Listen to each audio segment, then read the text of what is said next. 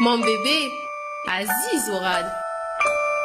مون بيبي عزيز وغالي رفقة الدكتور منير عبيدة. الكحة عند الأطفال هو موضوعنا لليوم. دكتور صباح النور. صباح الخير، مرحبا بك.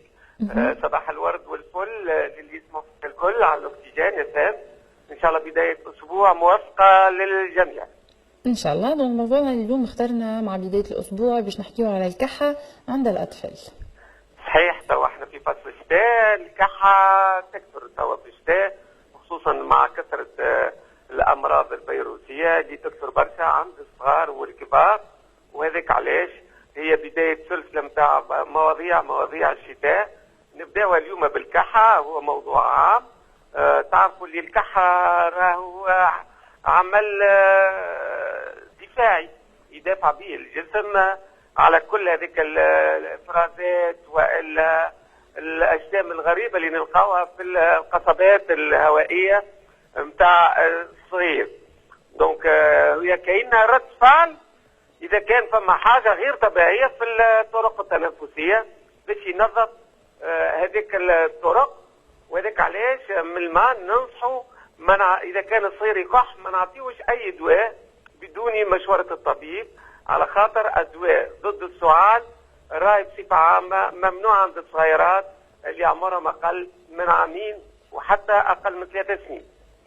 هو ماهيش مرض الكحه، الكحه هو عرض من العوارض اللي تصحب عديد الامراض، وخصوصا الامراض التنفسيه اللي بالخصوص الامراض زاد الفيروسيه اللي تكثر توا في الفتره هذه، فتره الشتاء، اللي نلقاو برشا امراض معديه.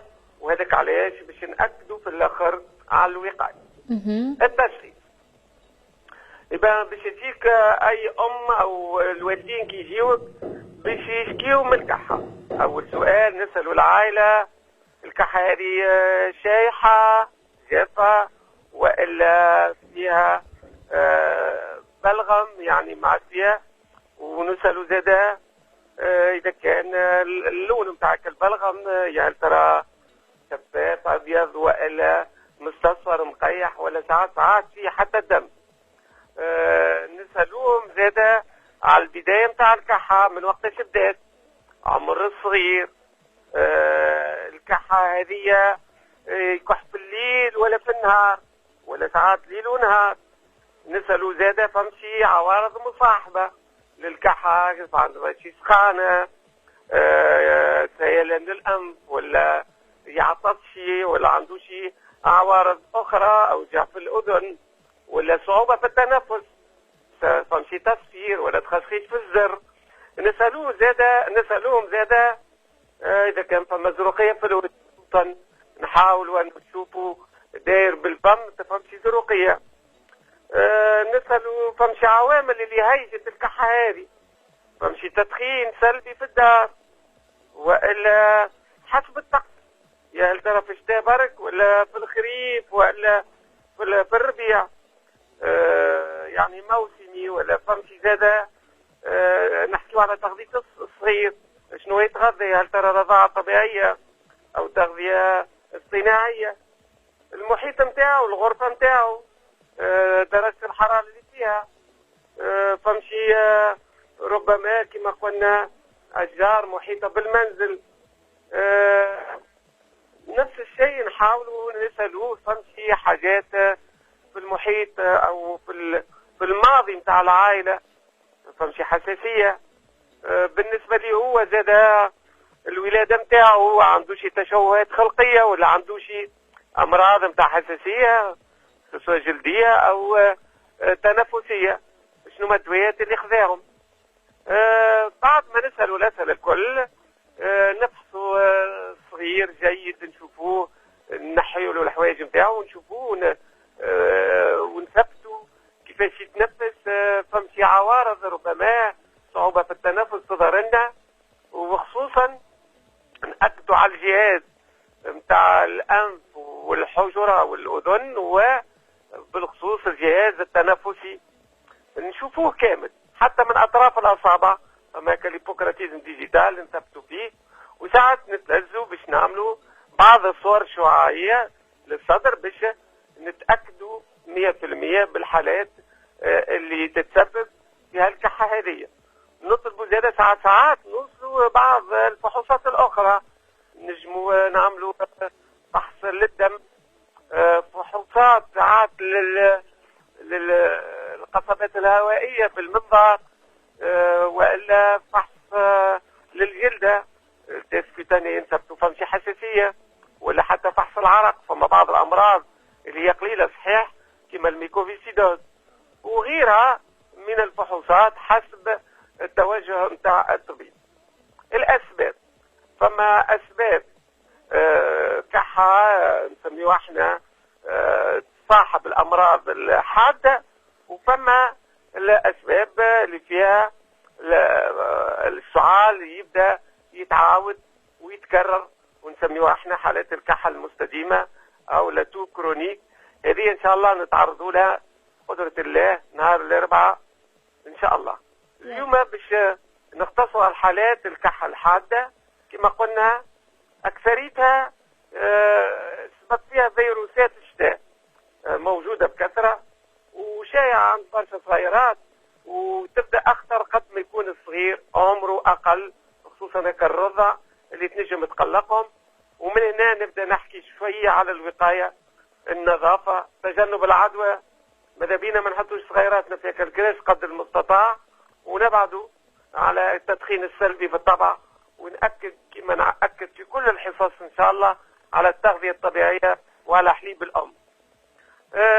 من بعض الأسباب ما احناش باش نتعمقوا فيهم إن شاء الله في حصص قادمة نتعمقوا فيهم أكثر باش نقولهم بصفة أكثر سرعة.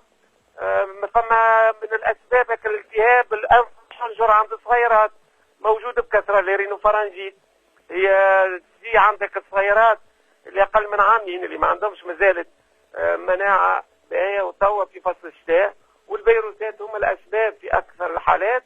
تلقاه صغير عنده شوية سيلان أنف ولا ساعات مسدود ويبدأ يكح.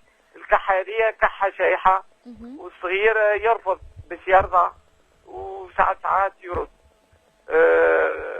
فما زاد حالات التهابات القصيبات الهوائية البرونكيوليت هذه موجودة بكثرة. هكا الصغيرات زاد في فصل الشتاء فما بعض الفيروسات نجم تقلقهم كما الفيروس ولا الادينوفيروس، هذوما موجودين بكثرة. والصغير كما قلنا يجم على الأول يبدأ خشمه يجري ولا مسدود، وبعد يولي كح. على الأول الكحة شايحة وبعد تولي بالبلغم، يولي عنده صعوبة في التنفس، صدره يخشخش يزفر. حالة زادة استعجالية ماذا بينا نشوفوا الطبيب نتاعنا قبل ما تتعقد الأمور. فما زادك التهاب البحشيشة يكثر توا زاد في فصل الصيف الشتاء، وخصوصا عند الصغيرات اللي أعمارهم بين 6 أشهر و6 سنوات. تلقاه صغير بعد زكام عادي نتاع نهارين يقوم عقاب الليل مع نص الليل هكاك يولي يقوم يجري يتوج على هواء. تلقاه يكح كحة شائحة قوية برشا تخش عليها نباح بصعوبة. ماذا بينا نحترموا الجلوس نتاع الصغير وما ندخلوش بعضنا ونتصلوا بالطبيب في أقرب وقت. فما حالات اللي هي باش تكثر وبدات هو الجريب. توا الجريب توا وقته هو باش يشد الكبار والصغار. الجريب راهو العدوى قوية برشا، والسنار ردوا بالكم الفيروسات ديجا اللي عندهم بعض الأمراض المزمنة نبدأ من تو ننصحهم باش يمشيوا ويلقحوا في أقرب وقت. هنا كما قلت لك يكثر في المجموعات كرياض الأطفال ولا في الكراش دور الحضانة، والأعراض تجي بصفة مباشرة. سخانة تطلع ل 39، خشمه يجري مستحمر، كحة سايحة، ويبدأ الصغير تعب برشا يحب يرقد يرفض الرضاعة. ولهنا ماذا بينا نردوا بالنا من العدوى، وكما قلنا التلقيح حتى للصغيرات اللي عمرهم فوق 6 أشهر. فما نكمل بها اليوم هي حالة ما هيش فيروسية ولكن موجودة عند الصغيرات. هيك الصغيرات نسميوها اللي يجيهم السعال الفجئي. تلقاه صغير كان يلعب لبس عليه يقوم يكح فرد ضربها صغيرات وخصوصا هذوما الصغيرات اللي ساعات كنساو عليهم، نخليهم يلعبوا وحدهم ولا نخليهم وفما احنا قاعدين ناكلوا ربما في مكسرات كما شويه كاكاويه ولا لوز ولا غيره. الصغير هنا يجم يبلع يا لعبه صغيره ولا كيما البيسه ولا حاجه صغيره بالكدا، والا ساعات حتى كيما قلت لك حمصه ولا مثلا كاكاويه ولا غيره. ولهنا السعال فجئي، ولهنا يلزمنا نعرفوا كيفاش نحاولوا ناخذوا صغير من ساقين نضربوا له شويه على ظهره. فما دي منابر نعملوهم باش نحاولوا انه يخرج هذاك الجسم الاجنبي او الغريب، واذا كان ما نجمناش نصروا على جناح السرعه للطبيب باش يقوم بالفحص وبالعلاج. دونك هذا هو اليوم بالنسبه للسؤال الحاد. ان شاء الله نهار الاربعاء نحكيو على السؤال المتكرر والمستديم، وان شاء الله صغيراتنا ديما لا باس.